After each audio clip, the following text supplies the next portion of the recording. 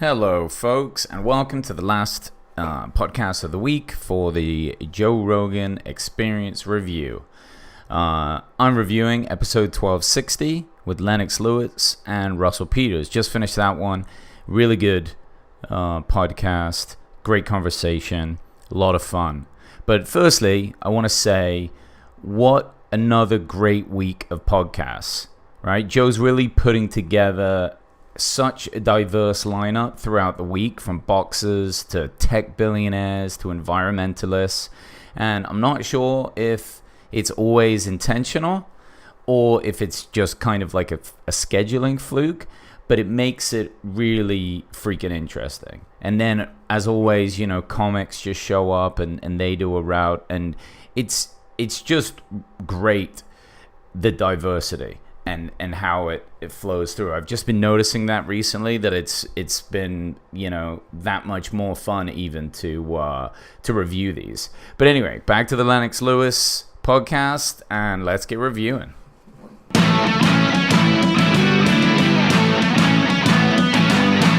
Welcome to the Joe Rogan Experience Review, where each week I review every single episode of the Joe Rogan Experience. What more do you want?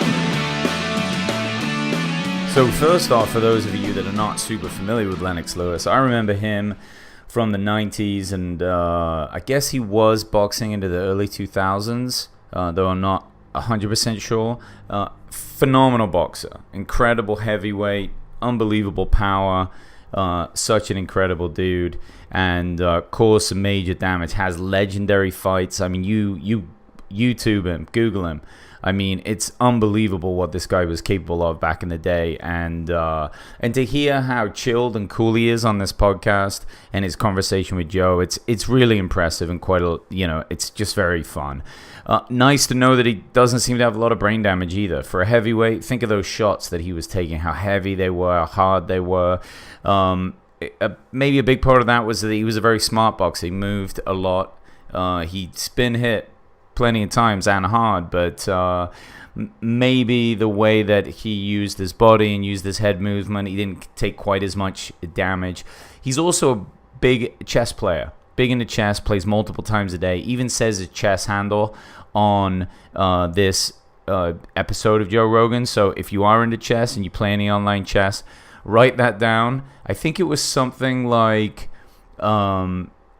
Interpol 2000 or something very similar to that. I didn't write it down, so you have to listen to the podcast and get it from there. But you might be able to play some chess against the guy. He's supposed to be very good. It gives you a bit of faith, though, just to know that not every boxer is coming out with massive brain damage. Arguably, he could be one of the greatest heavyweights of all time. Joe talks about it a lot in that way, and Joe certainly knows a hell of a lot about boxing, far more than I do. So to put him in that kind of echelon is pretty impressive, and probably true. I mean, he may be top 5. He wrestled as a young man, and of course made a shit ton of money boxing. I mean, he was there when people, it's the Tyson era of making money. I mean, it was big money. Something I didn't know at all, and you're probably wondering why Russell Peters is even on the podcast, being that he's just a world-famous comedian. Russell and Lennox have known each other for years, since Russell was like 15, which is pretty unbelievable.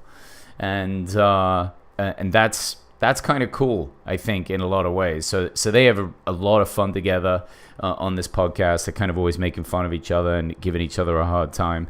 Lennox goes back to his career. He talks a lot about that, and one big loss that he had where he was waiting for Tyson, but he went and he wanted to fight someone in Africa. So he went down to Cape Town, and while he was there, he had a big fight planned. He wanted to kind of be like Muhammad Ali kind of level of like spectacular event fighting. So where do you go? Obviously Africa.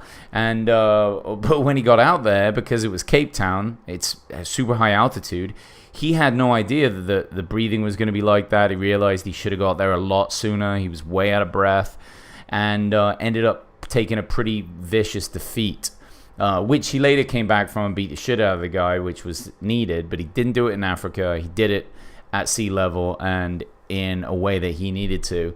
But when I heard that, I thought, hold on a minute. Yeah, maybe this was a time before Google, but you probably should have checked that out.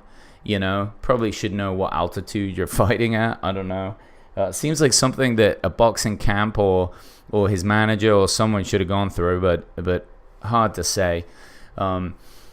Lennox and Joe obviously talk a lot about fighting in this one, and Joe talks a little bit about how difficult it is to watch his friends fight, in the UFC, and it's difficult for him because he's also commentating on it. So he sees two good friends, one's beating the shit out of each other. He tried to give some advice, but it definitely like tells someone if they need to know, look, you need to do this, you need to move your head more, you need to be less kind of risk taking, and maybe even tell them if it's time for them to pack it in, like he did in that pretty famous podcast he had with Brendan Schaub, where he was really just telling Brendan, you should probably retire because you're not going to beat the very best. That was a tough podcast for him and for Brendan, and if you haven't seen that one, it's very impressive. Impressive in the way that it shows their friendship and how difficult of a conversation it would have been. Very tough. I think probably for one of my classic look backs, I'm gonna do a classic Rogan on that podcast, just because it's pretty impactful and an important one, because Brendan has done so much since then. They talk also about where Tyson Wilder and Anthony Joshua are. So these are all the big heavyweights at the moment. Tyson is not fighting Wilder for the rematch, even though they just had a draw, which is really strange. That just came out recently. Tyson, I guess, was signed by ESPN, and Anthony Joshua is fighting some unknown guy called something Boy. I don't know. I guess he's not completely unknown, but I've not heard of him. And it's really kind of mixing up the heavyweight division. So, who's doing what? I don't even know what's really going on. And that's a bit of an issue. We'll see where that goes. It's a shame. I really hope that they do get a Tyson Wilder fight.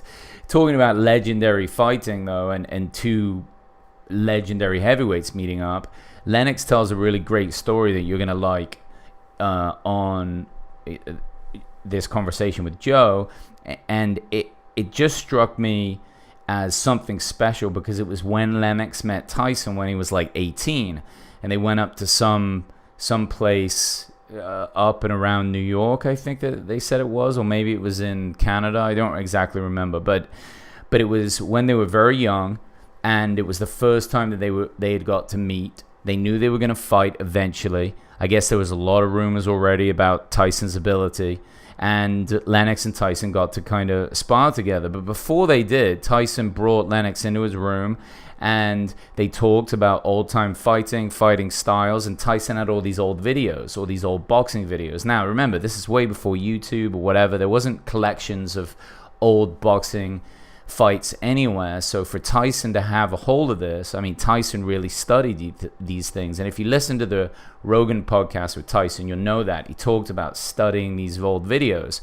So to have that time, imagine just kind of like being a fly on the wall in that room with those two legends right before they've really even had their career and their chance to do what they do for boxing, and just see these like two young kids just in a way just watching these videos, watching this thing that they love, and just kind of enjoying that moment. That would have been really pretty fascinating.